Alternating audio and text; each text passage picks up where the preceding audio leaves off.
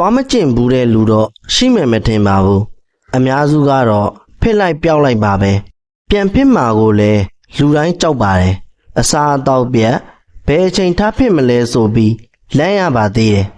သွားကြရင်သာခဏတစ်ဖြုတ်ဝေဒနာသက်သာသွားဖို့အရေးတောက်ရမယ့်ဆေးရှိတာပါသွားကျင်ရင်တော့တောက်ရမယ့်ဆေးမရှိပါဘူး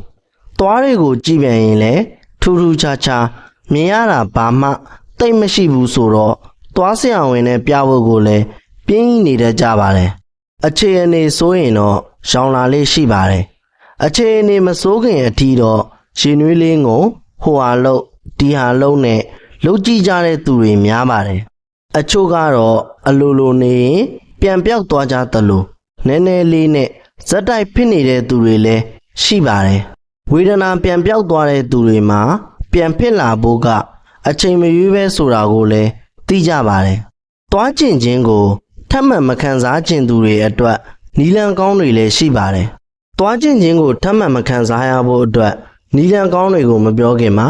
ကျမ်းမာရေးနဲ့ပတ်သက်တဲ့ဗဟုသုတတွေအလားအပါနဲ့သက်ဆိုင်တဲ့အကြောင်းအရာတွေကိုကျွန်တော်ရဲ့ channel ကနေအမြဲတင်ဆက်ပေးနေတာမို့ channel ကို subscribe လုပ်ပြီးတင်သမျှဗီဒီယိုတွေကိုအခမဲ့နားဆင်နိုင်ဖို့အတွက်ဘေးက notification ကိုလည်းနှိပ်ထားခဲ့ပါဦးသွားကျင်ခြင်းကသွားရဲ့ဒုတိယအလွှာဖြစ်တဲ့စင်စွယ်လွှာနဲ့ပြင်ပကအပူအေးတွေဓာတ်ရိုက်ထိတွေ့နေခြင်းကြောင့်ဖြစ်ရတာပါစင်စွယ်လွှာကိုမြင်ရတဲ့သွားရဲ့ခေါင်းပိုင်းမှာဆိုရင်ကြွေလွှာနဲ့ဖုံးအုပ်ထားသလို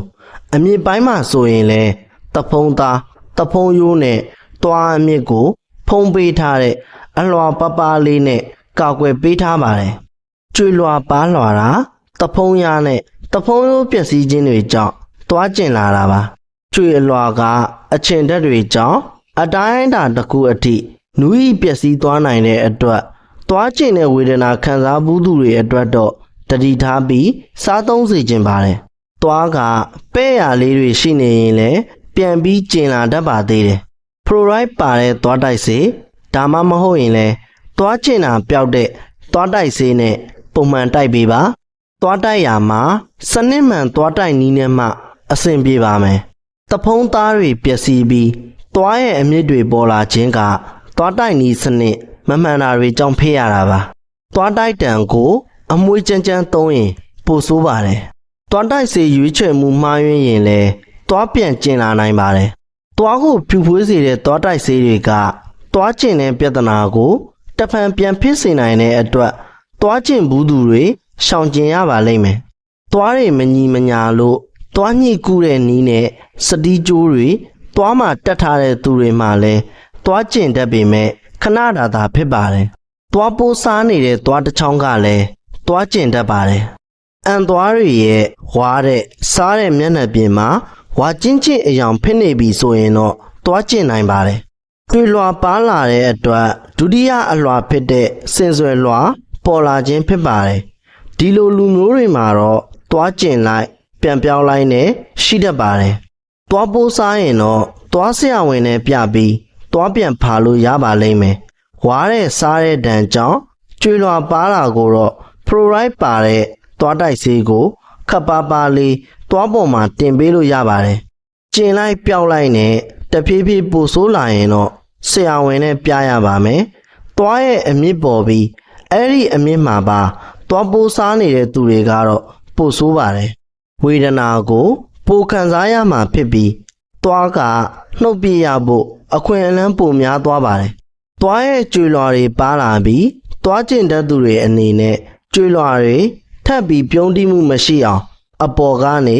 အမိုးအကာအနေနဲ့အစွတ်စွတ်ပေးလို့ရပါတယ်အရန်ဆိုးတဲ့အခြေအနေမျိုးမှာတော့သွားကြောထုတ်ကုသနည်းနဲ့ကုသပြီးအစွတ်ပြန်စွတ်ပေးရပါလိမ့်မယ်သွားကျင်ခြင်းက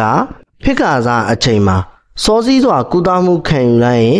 လွယ်ကူကူပျောက်ကင်းသွားလေးရှိပါတယ်ခက်တာကလူတွေကစိုးရတဲ့အချိန်မှကုသလေးရှိတော့ကုသမှုအဆင့်ဆင့်ကလည်းရှုပ်ထွေးကုန်ပြီးဈေးစကားပါများကုန်ပါတယ်ဖြစ်ခါစားအချိန်မှာဖလိုရိုက်ပါတဲ့ကုသမှုတွေပေးုံနဲ့ပျောက်ကင်းစေနိုင်တဲ့အတွက်အနဲ့ထွင်းရမယ့်ကိစ္စကိုပေါက်စိန်နဲ့မဖြေရှင်းစေခြင်းပါဘူးအချုံအနေနဲ့သွားကျင်ဘူးတဲ့သူတွေကနောက်ထပ်သွားကျင်တဲ့ဝေဒနာထပ်မခံစားရအောင် စနစ်မှန်သွားတိုက်နီဖလိုရိုက်ပါတဲ့သွားတိုက်ဆေးတွေနဲ့သွားတိုက်ရမှာဖြစ်တယ်လို့အချင်းတက်ပြင်းတဲ့အစားအသောက်တွေကိုလည်းရှောင်ကျဉ်ရပါမယ်သွားပိုးစားတာတပ်ဖုံးရောင်တာတချေးကြောက်တွေရှိနေရင်သွားဆရာဝန်နဲ့ပြသပေးရပါမယ်သွားပဲ့နေရင်သွားရဲ့စားတဲ့ဝါးတဲ့မျက်နှာပြင်မှာဝါချင်းချင်းအယောင်ရှိနေရင်လည်းပြသပေးဖို့လိုအပ်ပါတယ်ဒီဗီဒီယိုကမိတ်ဆွေတို့ရဲ့သွားကျမ်းမာရေးအတွက်အကျိုးတစုံတရာရှိမယ်လို့မျှော်လင့်ပါတယ်အကျိုးတစုံတရာရှိခဲ့မယ်ဆိုရင်ကျွန်တော်ရဲ့ဗီဒီယိုကို like ပေးပြီးတော့တခြားသူတွေနားဆင်နိုင်ဖို့အတွက်လည်း share သွားပေးကြပါဦးအားလုံးပဲကိုယ်စိတ်နှပြကျမ်းမာချမ်းသာကြပါစေ